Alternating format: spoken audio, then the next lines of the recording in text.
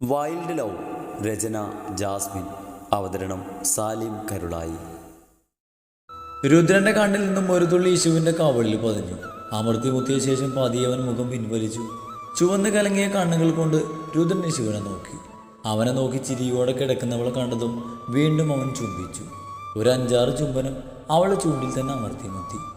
മുഖമൊന്ന് പിൻവലിച്ച ശേഷം അവൻ ദേവിയെയും മോഹനെയും നോക്കി. ആരേക്കോ വിളിച്ച് വിശേഷങ്ങൾ പറയുന്നുണ്ട്. അതിനിടയ്ക്ക് കുഞ്ഞിനെ നോക്കുന്നുണ്ട്, എടുക്കുന്നുണ്ട്. രുദ്രൻ അവരിൽ നിന്നും കണ്ണുകൾ മാറ്റി ശിവനെ നോക്കി. അവനെ തന്നെ നോക്കി കിടക്കുവാണ്. രുദ്രൻ മുഖം താഴ്ത്തി അവളുടെ ചുണ്ടിനെ അവൻ്റെ നാവ് കൊണ്ട് നക്കിയെടുത്തു. ചുണ്ടിലെ തോല് പിളർന്നു നിൽക്കുന്നു. വെള്ളമില്ലാത്ത പോലെ വരണ്ട ചുണ്ടുകൾ അവൻ്റെ ഉമിനീര് കൊണ്ട് നനഞ്ഞു. ആ ചുണ്ടുകളൊന്ന് ചുവക്കുകയും ചെയ്തു. ഇപ്പൊ വേദനയുണ്ടോ? അവളുടെ നെറ്റിയിൽ തലോടിക്കൊണ്ട് അവൻ പതിയെ ചോദിച്ചു. യേശു ഒന്ന് കണ്ടു ചിമ്മി. വേദനയൊക്കെ ഉണ്ട്, പക്ഷെ പറഞ്ഞില്ല. പറഞ്ഞാൽ പിന്നെ അവനും അതൊരു വേദനയാവും. വെറുതെ എന്തിനാ? മോഹൻ കോള് കിട്ടില്ലെന്ന് പറഞ്ഞുകൊണ്ട് പുറത്തേക്ക് നടന്നു. അപ്പോഴേക്കും ദേവിയുടെ കയ്യിലിരുന്ന കുഞ്ഞിപ്പെണ്ണ് വലിയ വായിൽ കരഞ്ഞു തുടങ്ങി. വിശന്നിട്ടാവും. ഉറങ്ങിക്കിടക്കുന്ന കുഞ്ഞു ചെക്കനെ ഒന്ന് നോക്കിക്കൊണ്ട് ദേവി കുഞ്ഞിനെ കയ്യിലെടുത്ത് യേശുവിൻ്റെ അടുത്തേക്ക് നടന്നു. രുദ്രൻ യേശുവിനെ പതിയെ എഴുന്നേൽപ്പിച്ചിരുത്തിയ ശേഷം അവനും ബെഡിലിരുന്നു. യേശുവിൻ്റെ നെഞ്ചിലേക്ക് ചാരിയിരുന്നു. ദേവി കുഞ്ഞിനെ ശ്രദ്ധയോടെ അവളുടെ മടിയിലിരുത്തി കൊടുത്തു. യേശു സ്നേഹത്തോടെ ആ കുഞ്ഞിനെ നെറ്റിയിൽ ചുംബിച്ചു. ശേഷം നെഞ്ചോട് ചേർത്തു. രുദ്രൻ മനസ്സിൽ നിറഞ്ഞ സന്തോഷത്തോടെ ആ കാഴ്ച നോക്കിയിരുന്നു. ഒപ്പം യേശുവിൻ്റെ കവളിൽ അമർത്തി ചുംബിച്ചു. മതി രുദ്ര, കുറെ നേരമായി അവൻ്റെ ഉമ്മ കൊടുക്കല്. ദേവി പറയുമ്പോൾ രുദ്രൻ അത് കേൾക്കാത്ത പോലെ പിന്നെയും ചുംബിച്ചു. അല്ല പിന്നെ. ദേവി രുദ്രനെ നോക്കി പേടിപ്പിച്ച ശേഷം പുറത്തേക്ക് നടന്നു. കണ്ണനടുത്തുള്ള വലിയ സീറ്റ് ഷോപ്പിൽ കയറി. കയ്യിലുള്ള ഫോണിൽ അവൻ്റെ ഫ്രണ്ട്സിനോട് സംസാരിക്കുകയാണ്. വേറൊന്നുമല്ല, ചെറിയച്ഛനായ ചെലവ് ചോദിക്കുകയാണ് ഫ്രണ്ട്സ്. തേരാടാ, ചേച്ചിയെ ഹോസ്പിറ്റലിൽ നിന്ന് വീട്ടിൽ കൊണ്ട് വരട്ടെ, എന്നിട്ട് ഞാൻ നിങ്ങളെ വിളിക്കാം. പറയുന്നത് എന്തും ഞാൻ വാങ്ങിത്തരും. ആടാ, ഉറപ്പ്. ഒരു കയ്യിൽ ഫോണും ഒരു കയ്യിൽ വലിയ സീറ്റ്സിന്റെ കവറും പിടിച്ചുകൊണ്ട് കണ്ണൻ പുറത്തേക്ക് നടന്നു. പെട്ടെന്നെതിരെ വന്നയാളുടെ അവൻ്റെ ശരീരം ഒന്ന് കൂട്ടിമുട്ടിയതും ഇടത്തെ കയ്യിലുള്ള ഫോൺ നിലത്തേക്ക് വീണു. കണ്ണനും എതിരെ വന്ന് അവനിടിച്ച ആളും നിലത്ത് കിടന്ന ഫോണിലേക്കൊന്ന് നോക്കിയ ശേഷം പരസ്പരം മുഖത്തോട് മുഖം നോക്കി. കണ്ണിനെതിരെ നിൽക്കുന്ന ആളെ മൊത്തത്തിലൊന്ന് നോക്കി. ഒരു സുന്ദരി, ബ്ലാക്ക് ജീൻസും പാൻറ്റും വൈറ്റ് സ്ലീവ്ലെസ് ക്രോപ്പ് ടോപ്പും ഇട്ട് കണ്ണനെ തുറച്ചു നോക്കുന്നൊരു പെൺകുട്ടി. തൻ്റെ മുഖത്ത് കണ്ണിലിടും. ഫോണും വിളിച്ചുകൊണ്ട് ആകാശം നോക്കിയിടും. ബ്ലഡി നടക്കുന്നത്. മുന്നിൽ നിൽക്കുന്ന പെൺകുട്ടി വാ തുറന്നതും കണ്ണൻ അവളൊന്ന് തുറച്ചു നോക്കി. സൗന്ദര്യം ഉണ്ടെന്നേ ഉള്ളൂ. വാ തുറന്നപ്പോൾ എല്ലാം പോയി. ഡോ! കണ്ണനൊന്നും മിണ്ടാതെ അവളെ തുറച്ചു നോക്കുന്നത് കണ്ടതും അവൾക്ക് ഇത്തിരി കൂടി ശബ്ദം കിട്ടു. ആ ഷോപ്പിലുണ്ടായിരുന്ന എല്ലാവരും ആ പെൺകുട്ടിയുടെ ശബ്ദം കേട്ടതും അവരെ രണ്ടുപേരെയും നോക്കി. കണ്ണൻ അവളിൽ നിന്ന് നോട്ടം മാറ്റി ചുറ്റുമൊന്ന് നോക്കി. എല്ലാവരും അവർ രണ്ടുപേരെയും ശ്രദ്ധിക്കുന്നുവെന്ന് തോന്നിയതും അവന് മുന്നിൽ ഉറഞ്ഞു തുള്ളുന്നവളൊന്ന് നോക്കി. എന്തൊക്കെയോ പറയാൻ നാവ് ധരിച്ചു. പക്ഷെ ഒരു പബ്ലിക് ബേസ് ആയതുകൊണ്ടും മുന്നിൽ നിൽക്കുന്ന ഒരു പെൺകുട്ടി ആയതുകൊണ്ടും കണ്ണൻ സമീപനം പാലിച്ച് മിണ്ടാതെ നിന്നു. I am sorry. കണ്ണനെ നിലത്തേക്ക് വീണ ഫോണിലേക്ക് നോക്കിക്കൊണ്ട് വിളിത്തിരി ഉറക്കെത്തിച്ചുകൊണ്ട് പറഞ്ഞു. ഒപ്പം കയ്യിലെ ബാഗിൽ നിന്നും കുറച്ച് 500-ന്റെ നോട്ടെടുത്ത് കണ്ണൻ്റെ പോക്കറ്റിൽ വെച്ചു. കണ്ണൻ പ്രതീക്ഷിക്കാത്ത കാര്യമായതുകൊണ്ട് അവന് ശരിക്കൊന്നും ഞെട്ടി. തിരിഞ്ഞു നടക്കാൻ തുടങ്ങിയ ആ അഹങ്കാരിയായ പെണ്ണിൻ്റെ കയ്യിൽ കണ്ണൻ ഇത്തിരി കടുപ്പത്തിൽ പിടിച്ചു. അവൾ തിരിഞ്ഞു നിന്നു. കണ്ണൻ പോക്കറ്റിൽ നിന്നും ക്യാഷ് എടുത്ത് അവളുടെ കയ്യിൽ വെച്ചു കൊടുത്തു. ഒപ്പം പാൻറ്റിൻ്റെ പോക്കറ്റിൽ നിന്നും കുറച്ച് നോട്ടുകൾ എടുത്ത് ആ കൂട്ടത്തിൽ വെച്ചു. I am sorry. അത്രയും പറഞ്ഞുകൊണ്ട് കണ്ണൻ നിലത്തെ ഫോണ് കയ്യിലെടുത്തുകൊണ്ട് അവൻ വേഗത്തിൽ തിരിഞ്ഞു നടന്നു. അവൻ പോകുന്നത് നോക്കി പിന്നാലെ പോകാൻ തുടങ്ങിയതും പിന്നിൽ നിന്നും അവൾ ആരോ വിളിച്ചു. നിഷോ! പിന്നിൽ നിന്നും വിളി വന്നതും അവൾ മുന്നോട്ട് വെച്ച കാല് പിന്നോട്ട് വെച്ച് തിരിഞ്ഞു നടന്നു. കണ്ണൻ ദേഷ്യത്തിൽ പുറത്തേക്ക് ഇറങ്ങി. ഇത്രയും അഹങ്കാരിയായ ഒരു പെണ്ണിനെ ജീവിതത്തിൽ ഞാൻ കണ്ടിട്ടില്ല. അവൾ ആരാ? അഹങ്കാരത്തിന് കൈയും കാലും വെച്ച. വേണ്ട പെണ്ണേ, നിനക്ക് ഈ കണ്ണനെ അറിയില്ല. ഞാൻ മഹത്തറിയാണ്. കണ്ണൻ ഓരോന്ന് പറഞ്ഞുകൊണ്ട് മുന്നോട്ട് നടന്നു. നേരത്തെ കണ്ട ആ അഹങ്കാരിയെ ജീവിതകാലം മുഴുവനും ഇനി ചുമക്കേണ്ടി വരുമെന്ന് അവൻ ആ നിമിഷം അറിഞ്ഞില്ല. രുദ്ര, എങ്ങോട്ടാ? ഹോസ്പിറ്റലിൽ നിന്നും മനുഷ്യനിലേക്ക് വന്ന ദിവസം രാത്രി യേശു കിടക്കുന്ന റൂമിലേക്ക് രുദ്രൻ കയറാൻ നിന്നതും പിന്നിൽ നിന്നും മുത്തശ്ശിയുടെ വിളി വന്നു. യേശുവിൻ്റെ ഡെലിവറി കഴിഞ്ഞ് 3 ദിവസം കഴിഞ്ഞു. യേശുവിൻ്റെ ഡെലിവറി കഴിഞ്ഞതിൻ്റെ പിറ്റേ ദിവസം വന്നതാണ് തറവാടിൽ നിന്ന് എല്ലാവരും. വന്നവരൊക്കെ കുഞ്ഞുങ്ങളെ കണ്ടു മടങ്ങി. എന്നാൽ മുത്തശ്ശി മാത്രം പോയില്ല. പ്രസവരക്ഷ കഴിയുമ്പോഴും കാര്യം അറിയാവുന്ന ഒരാൾ കൂടെ വേണമെന്ന് അവരുടെ തന്നെ വാശിയായിരുന്നു. ഇങ്ങനെയുള്ള കാര്യങ്ങൾക്ക് അവർക്കിത്തിരി അറിവുള്ളത് കൊണ്ട് ദേവിയും മോഹനും മുടക്കം പറഞ്ഞില്ല. രുദ്രന് ഇത്തിരി ഇഷ്ടക്കേടൊക്കെ ഉണ്ടെങ്കിലും കാണിച്ചില്ല. അവൻ്റെ ഇഷ്ടക്ക് വേണ്ടിയല്ലേ എന്ന് അവനും കരുതി. ഞാൻ എൻ്റെ മക്കളെ കാണാനാ. അതും പറഞ്ഞുകൊണ്ട് ഇത്തിരി ദേഷ്യത്തിൽ അവൻ്റെ റൂമിൻ്റെ അകത്തേക്ക് കയറി. പിന്നെ ഒന്ന് തിരിഞ്ഞ് അവൻ മുത്തശ്ശിയെ നോക്കി. ഒപ്പം തന്നെ അടുക്കള വാതിൽക്കൽ നിൽക്കുന്ന ദേവിയും അവനൊന്ന് നോക്കി. എൻ്റെ ഭാര്യയുടെ ഡെലിവറി കഴിഞ്ഞ് വെറും 3 ദിവസം മാത്രമേ ആയിട്ടുള്ളൂ എന്ന് എനിക്ക് നല്ല ബോധ്യമുണ്ട്. അതുകൊണ്ട് ഈ കാവൽ നിൽക്കുന്ന പരിപാടി വേണ്ട. ഇത്തിരി കടുപ്പത്തിൽ പറഞ്ഞുകൊണ്ട് അവൻ റൂമിലേക്ക് കയറി. അകത്ത് കയറിയതും അവൻ്റെ കണ്ണുകൾ ആദ്യം പോയത് ബെഡിൽ കിടക്കുന്ന അമ്മയിലേക്കും മക്കളിലേക്കുമാണ്. ഇശുവും മകനും ഉറങ്ങുവാണ്. തൊട്ടടുത്ത് തന്നെ കണ്ണും തുറന്ന് മുകളിലേക്ക് നോക്കി അവൾ കിടക്കുന്നത് കണ്ടതും രുദ്രൻ പതിയെ അവളെ കയ്യിലെടുത്ത് സെറ്റിയിലേക്ക് ഇരുന്നു. കുഞ്ഞിച്ചക്കൻ പാല് കുടിച്ചപ്പാടെ കിടന്നുറങ്ങും. അധികം ബഹളമൊന്നുമില്ല. അവൻ്റെ കാര്യം നോക്കി ഒതുങ്ങിക്കൂടും. എന്നാൽ കുഞ്ഞിപ്പെണ്ണ് അങ്ങനെയല്ല. വയറ് നിറച്ച് പാല് കൊടുത്താലും കയ്യിലിരുന്ന് ആട്ടി ഉറക്കണം. അല്ലെങ്കിൽ ഇതുപോലെ കുറച്ചു നേരം കണ്ണു തുറന്ന് കിടക്കും, പിന്നെ കരയും. കുറച്ചു നേരം അവൻ്റെ മടിയിലിരുത്തി ആട്ടിയതും അവൾ ഉറങ്ങി. യേശുവിൻ്റെ അടുത്ത് ഒതുക്കി കിടത്തി 3 പേർക്കും നല്ലൊരു മുത്തവും കൊടുത്ത് അവൻ ആ റൂമിൽ നിന്ന് ഇറങ്ങി. ദിവസങ്ങൾ മുന്നോട്ട് പോയിക്കൊണ്ടിരുന്നു. 2 കുഞ്ഞുങ്ങളും ആ വീട്ടിലുണ്ടെന്ന് അറിഞ്ഞു തുടങ്ങി. പാല് കൊടുക്കാൻ മാത്രം കുഞ്ഞുങ്ങളെ യേശു കാണുകയുള്ളൂ. അല്ലാത്തപ്പോഴൊക്കെ ആരെങ്കിലും കൈകളിലാവും. രാത്രിയിൽ ജോലിയും പഠിത്തമൊക്കെ കഴിഞ്ഞ് വീട്ടിലേക്ക് വരാൻ എല്ലാവർക്കും പ്രത്യേക തിടുക്കമാണ്. വല്ലാത്ത സന്തോഷം. യേശുവിൻ്റെ കാര്യങ്ങളൊക്കെ നോക്കാൻ 3 മാസം ഒരു ചേച്ചിയെ നിർത്തിയിട്ടുണ്ട്. അതൊരു വലിയ സഹായമാണ്. കുഞ്ഞിപ്പെണ്ണ് രുദ്രൻ്റെ ആളാണ്. അവൻ്റെ ശബ്ദം കേട്ടാൽ അല്ലെങ്കിൽ അവൻ്റെ മണമോ നിറമോ കണ്ടാൽ മതി. പിന്നെ അവൻ്റെ കയ്യിലെത്താതെ കരച്ചിൽ നിൽക്കില്ല. കുഞ്ഞിച്ചേക്കൻ പിന്നെ ചെറിയച്ഛൻ്റെ കുട്ടിയാണ്.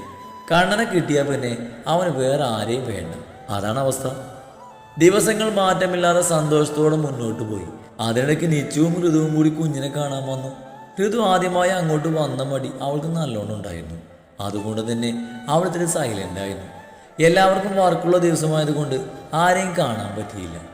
ദേവി 2 പേരെയും ഭക്ഷണമൊക്കെ കൊടുത്തിട്ടാണ് വിട്ടത്. ഒറ്റയ്ക്ക് വരാൻ മടിയായിട്ട് യേശുവിനോട് പറഞ്ഞ് നിച്ചുവിൻ്റെ നമ്പർ വാങ്ങി അവളെ കൂടെ വിളിച്ചിട്ടാണ് വരവ്. നിച്ചു അറിയാതെ പോലും മമ്മ പപ്പ എന്ന് പറഞ്ഞില്ല. പറഞ്ഞാൽ യേശുവിന് അത് ഇഷ്ടമാവില്ലെന്ന് അവൾക്ക് തോന്നി. 1-2 തവണ ആ കാര്യം നിച്ചു യേശുവിനോട് സംസാരിച്ചപ്പോഴും അങ്ങനെ തന്നെയാണ് അവളുടെ പ്രതികരണം. തിരിഞ്ഞും മറിഞ്ഞും കിടന്നിട്ട് രുദ്രന് ഉറക്കം വന്നില്ല. ആകെ ഒരു അസ്വസ്ഥത.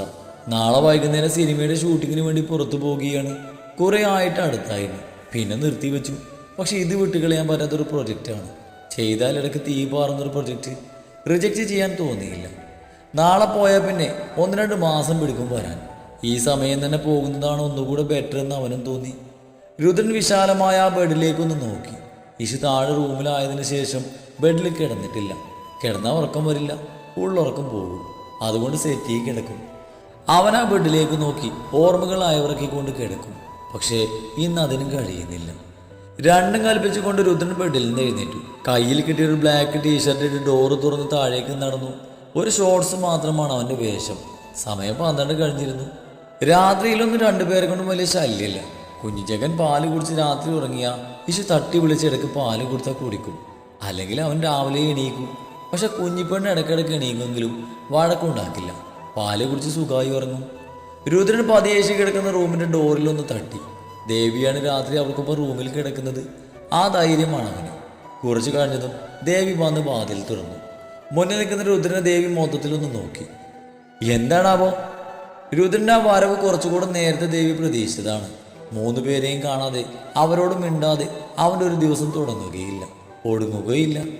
അങ്ങനെയുള്ള അവൻ നാളെ 2 മാസത്തേക്ക് പോകുമ്പോൾ അവൻ ഉറക്കം നഷ്ടപ്പെടുമെന്ന് അവൻ്റെ അമ്മക്കല്ലാതെ വേറെ ആർക്കറിയാൻ പറ്റും? എനിക്കൊന്ന് ഉറങ്ങണമ്മ. അതിനെന്താ, നിന്റെ റൂമിൽ ബെഡും തലയിണൊക്കെ ഇല്ലേ, പോയി കിടന്നോ? അവനെ കളിയാക്കുവാണെന്ന് മനസ്സിലായതും ദേവിയുടെ ഷോൾഡറിൽ പിടിച്ച് മുന്നിൽ നിന്ന് മാറ്റി നിർത്തിക്കൊണ്ട് അവൻ അകത്തേക്ക് കയറി. ഇന്നൊരു ദിവസം ഞാനിവരുടെ കൂടെ കിടക്കട്ടെ. നാളെ മുതൽ എൻ്റെ ശല്യം ഉണ്ടാവില്ലല്ലോ, പ്ലീസ്. കിടക്കണ്ട എന്നൊക്കെ അത്ര കാര്യമായി ദേവി ചട്ടം കെട്ടുമ്പോൾ അതിൽ കാര്യമുണ്ടെന്ന് അവനും തോന്നി. അതുകൊണ്ടാണ് ഈ 2 കിടത്തം. ഈ കാര്യത്തിലും അധികം അറിവുള്ളവരല്ലേ. അതുകൊണ്ട് അറിവുള്ളവർ പറയുന്നത് കേൾക്കുന്നതിൽ അവന് എതിർപ്പൊന്നുമില്ല. പക്ഷേ കാണാനും മിണ്ടാനും ഒന്നും പാടില്ലെന്ന് ചട്ടം കെട്ടുമ്പോഴാണ് ദേഷ്യം വരുന്നത്. കിടന്നോ, രാവിലെ യേശുവിന് നേരത്തെ എണീക്കണം. അപ്പോൾ എണീറ്റ് റൂമിൽ പോക്കോണം. പറ്റുമോ? പറ്റും. ഒന്നും ആലോചിക്കാതെ മറുപടി കൊടുത്തുകൊണ്ട് അവൻ ദേവിയുടെ കവളിൽ അമർത്തി മുത്തി. ശരീരമൊക്കെ എളിമ്പിച്ചിരിക്കുവാണ്. വേണ്ടാത്തൊന്നും തോന്നരുത്, തോന്നിയാലും ചെയ്യരുത്. ആ വാക്കിൽ വലിയൊരു താക്കീതുണ്ടായിരുന്നു. രുദ്രനൊന്നും മിണ്ടാതെ അനുസരണയോടെ തലകുലുക്കി. ഒന്നും വേണ്ട, ആ ചൂടിൽ പറ്റിച്ചേർന്നൊന്ന് ഉറങ്ങിയാൽ മതി, വേറെ ഒന്നും വേണ്ട. ദേവി ഒന്ന് അമർത്തി മൂളിക്കൊണ്ട് പുറത്തേക്ക് പോയി. ദേവി പോയതും രുദ്രൻ വേഗം ചെന്ന് വാതിലടിച്ച് ലോക്കാക്കി ബെഡിൻ്റെ അടുത്തേക്ക് നടന്നു. ഒരു ചിരിയോടെ ബെഡിലേക്ക് നോക്കി ഈശു നടുവിൽ കിടക്കുവാണ്. അവളുടെ അപ്പുറവും ഇപ്പുറവും കിടന്ന് രണ്ടും ഉറങ്ങുന്നുണ്ട്. അറ്റത്ത് കിടക്കുന്ന കുഞ്ഞിച്ചേക്കൻ വീഴാതിരിക്കാൻ തലയിണക്കി വെച്ച് കൊടുത്തിട്ടുണ്ട്. പിന്നെ റൂമിൽ ദേവി ഉണ്ടാക്കുമല്ലോ, അതുകൊണ്ട് പേടിയില്ല. രുദ്രൻ 3 പേരെയും നോക്കി ബെഡിലിരുന്നു. യേശുവിൻ്റെ ഒരു വശത്ത് കുഞ്ഞിനെ കിടത്തി ഒരു വശത്ത് രുദ്രൻ കിടക്കുമെന്നൊക്കെ പറഞ്ഞ് അവൻ വെറുതെ ഒന്ന് ആലോചിച്ചു. ഇപ്പോൾ ബെഡിൽ എവിടെയെങ്കിലും കുറച്ച് സ്ഥലം കിട്ടിയിരുന്നെങ്കിലെന്ന അവസ്ഥയാണ്. രുദ്രൻ ഒന്ന് ചിരിച്ചു. ഇന്ന് മാത്രമേ ഇങ്ങനെ കിടക്കാൻ പറ്റൂ, പിന്നെ മാസങ്ങൾ കഴിയണം.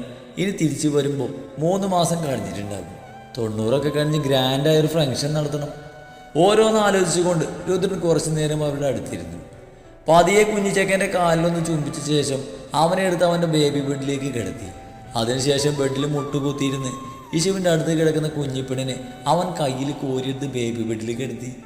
2 മക്കളെയും കുറച്ചു നേരം നോക്കി നിന്ന ശേഷം അവൻ തിരിഞ്ഞ് ബെഡിലേക്ക് വന്നു. ഒന്നും അറിയാതെ നല്ല ഉറക്കത്തിലാണ് അവൻ്റെ ഈശ. ഡെലിവറി കഴിഞ്ഞ ശേഷം അവൾ ഉറങ്ങിയാൽ പിന്നെ ഒന്നും അറിയില്ല. ഇടയ്ക്ക് എഴുന്നേറ്റ് കുട്ടികൾക്ക് പാലൊക്കെ കൊടുക്കുന്നത് കൊണ്ടാകും ഉറക്കമൊന്നും അവൾക്ക് ശരിയാവുന്നില്ല. രുദ്രൻ പതിയെ യേശുവിൻ്റെ അടുത്തേക്ക് കിടന്നു. രുദ്രൻ ബെഡിൽ കിടന്ന് മലന്ന് കിടക്കുന്നവളുടെ അടുത്തേക്ക് ചെരിഞ്ഞ് കിടന്നു. ഒരു കൈ കൊണ്ട് അവളുടെ വായിലൂടെ ചുറ്റി പിടിച്ചുകൊണ്ട് മുറുകെ പുടന്നു. ഒരു പാലിൻ്റെ മണമാണ് അവൾക്കിപ്പോൾ, പഴയതിനേക്കാൾ അവനെ കൊതിപ്പിക്കുന്ന മണം. ഇഷ. രുദ്രൻ്റെ ശബ്ദം അവളുടെ ചെവിയിൽ പതിഞ്ഞതും ഈശു കണ്ണുകൾ വലിച്ചു തുറന്നു. വയലിലിരിക്കുന്ന കൈ അവൻ്റെ ശരീരം അവളുടെ ശരീരത്തിൽ അമർന്നു. രുദ്രൻ്റെ ശരീരത്തിൻ്റെ ഗന്ധം ഈശു മുഖം ചരിച്ചുകൊണ്ട് നോക്കി. തൊട്ടടുത്ത് അവളുടെ ഇച്ചയുടെ മുഖം യേശുവിൻ്റെ കണ്ണുകൾ വിടുന്നു, ഒപ്പം ചുണ്ടുകളും. ഈശു ചിരിച്ചത് രുദ്രൻ അവളുടെ കവളിൽ കൈവച്ചു. എന്തൊരു മിനുസം, പഞ്ഞിക്കെട്ട് തൊടുന്ന പോലെയുണ്ട്. ചിരിക്കുമ്പോൾ കവളൊക്കെ തുടുത്ത് നല്ല ഭംഗിയുണ്ട്. രുദ്രൻ ആ കവളിൽ അമർത്തി ഒന്ന് ചുംബിച്ചു. എന്തുകൊണ്ടാണ് ഭാര്യമാർ ഡെലിവറി കഴിഞ്ഞ ശേഷം ഭർത്താക്കന്മാർ അടുത്ത് വരേണ്ട, കാണണ്ട, കിടക്കണ്ട എന്നൊക്കെ പറയുന്നതെന്ന് അവന് മനസ്സിലായി. അതുവരെ മനസ്സിൽ പോലും കരുതാത്ത ഒരുപാട് ആഗ്രഹങ്ങൾ ആ ഒരൊറ്റ ചുംബനത്തിലൂടെ അവന് തോന്നി.